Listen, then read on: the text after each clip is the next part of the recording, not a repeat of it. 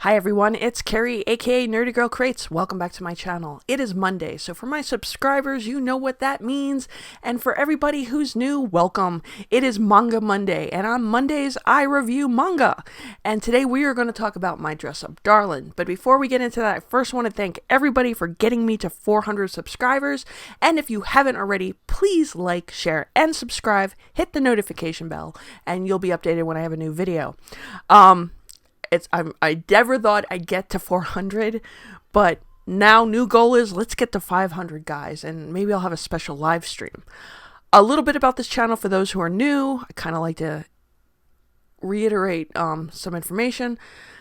I started this channel because I've been a long-time DC Marvel comic book fan, but I've been frustrated with the state of the writing, and I've really fallen out of love with them. So I was looking for options, and I figured, well, while I'm going on this journey, why don't I take everybody with you? And one of the things is getting back into manga, something I started like in the early 2000s because of anime, and then after a while I fell out of it. But since getting back into it, I have been having a lot of fun. Wednesdays, I kind of like to talk about different things. Fridays is Indie Friday, where I introduce you to some indie comics. I'll tell you what I think, whether I like it, whether it's worth it or not. And then hopefully, it's been a little touch and go here, but Saturdays, I've been trying to at least get, if not every Saturday, every other Saturday, to do a live stream where we talk about manga and I have a guest. This Saturday, I do have a guest. Hopefully everything's still intact. That's Gabriel Hernandez. If you've been on Thinking Critical on Wes's channel and you've watched Comic Aficionados, he's been on there. He's also been on this channel before. We had talked about My Hero Academia. This time we are going to talk about One Piece because Gabriel is new to the world of One Piece, and we are going to discuss the East Blue arc. So stay tuned for that information. Today, though, is Manga Monday Reviews, and we are going to talk about My Dress Up Darling. Now, to be honest, this was something I wasn't excited about really reviewing because I heard it had a lot of fan service. Now, I don't have a problem with fan service, but sometimes it goes a little further than I'm comfortable with.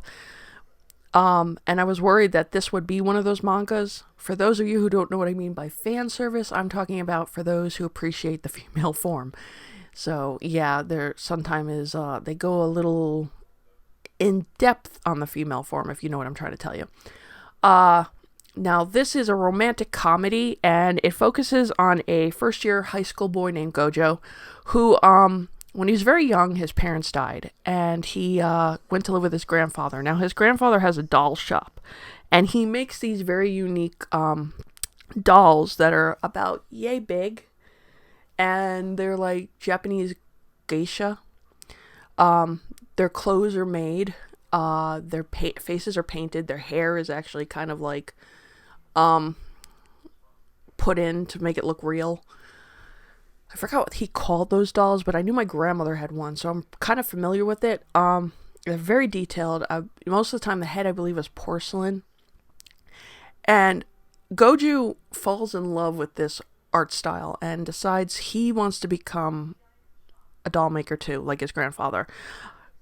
He's also very shy, so he doesn't have really friends.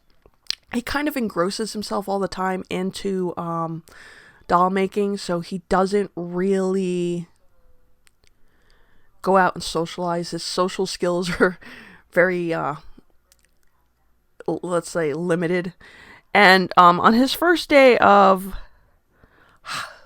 high school, he meets this really popular girl named Marin. And I probably said that name wrong because I'm reading it like it's written, and it's probably pronounced differently, but she is very popular. She is very beautiful. You know, she's got the hair dyed, she's got the colored contacts, she's got the great nails. All the boys like her, but she has a secret. Well, not really much of a secret because she's kind of pretty open about it. She loves anime, and her dream is to cosplay. So one day she catches Gojo in the school sewing room and realizes he can make clothing.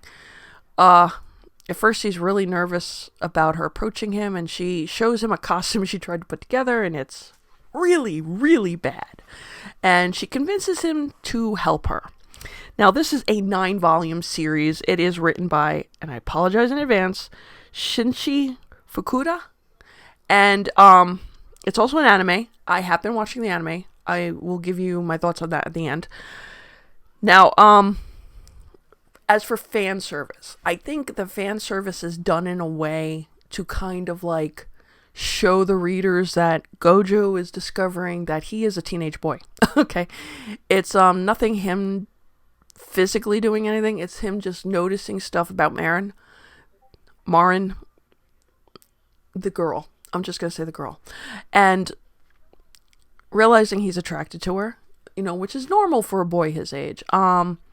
It makes him really uncomfortable when he's too close to her, like when he has to measure her for a costume. He panics. His sweat starts pouring down his face. He gets up and close and personal with areas of her body he isn't ready to deal with. And she is kind of the opposite. She's very a social butterfly. She's comfortable with her body, so she has no problem like putting on a bikini and standing there in front of him and asking him to measure her. What I like is this dynamic between these two very drastically different people who bond over a love for something. Like Gojo understands her desire to be a cosplayer. He sees the passion in her face and he really wants to help her achieve this. So he starts making the costumes for her and he's very detailed. He's so good that it catches the attention of a pro cosplayer who then wants him to make a costume for her. The other thing is she gets Gojo to open up and start to socialize and see the world outside the shop. And he becomes more comfortable with different people. He gets comfortable with being at conventions. He starts to realize there's more to the world than just staying home and painting dolls all day. And his grandfather's actually happy to see this because he's been worried about Gojo for a very long time.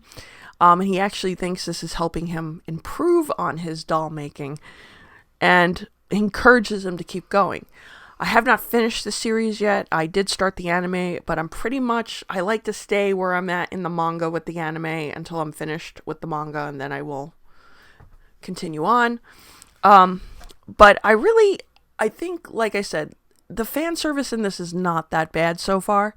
It's pretty much just kind of like emphasizing and reminding Gojo that he is a teenage boy and she is very attractive and he's uncomfortable with some of her clothing, but he does it for her because he understands the desire to achieve a goal. And when you find something you love, you want to go all in and do it. And she does. Sometimes she goes a little overboard and he's got to keep up, but she doesn't give him a break at times. It's like when he's done with one costume, he's already starting the next. But it's a really cute series. However, I do state, because of the fan service, if you're a parent, you might want to look at it and decide if it's appropriate for your kid.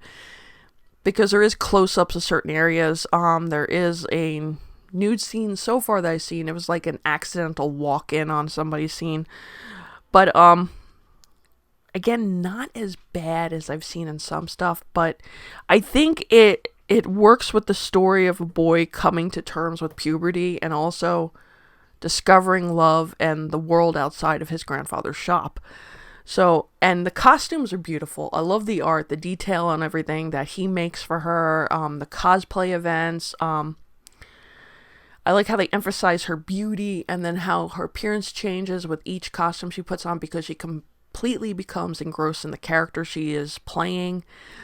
It is recommended. I do recommend it. And the anime is pretty much on point. There are some differences like normal with anime. I prefer watching it in the subtitles, and I'm usually somebody who likes to watch in dub, but I like the voices in the subtitle way better than what's in the dub, but that's me personally. I do recommend it if you were looking for a really good slice of life romantic comedy type thing, and you like fashion, you like cosplay. This is definitely for you. It's my dress up darling, and it's not, like I said earlier, it's 9 volumes. And yeah, sure, why not? I recommend it. Now, let me know down below, comment section. Tell me what you think. Did you read My Dress Up Darling? Is there anything similar to it that you think I should try and read? I have been recommended the quintessential quintuplets, which I have coming because I got a deal through somebody on Discord. And I'll let you know my thoughts on that once I read it. But if there's anything similar, please let me know. I'm trying new things when it comes to manga. It's not always easy because I've always been more of like something that's superhero action adventure. That's what I grew up on. That's what my room is in here. But yeah, tell me. I'm wanting to check it out. I'm trying to do more in digital just to kind of keep the cost down because I know you go into a manga shop like today. I went to Barnes & Noble with the mission to buy one manga. I walked out with like 5. Luckily, I kept myself to 5.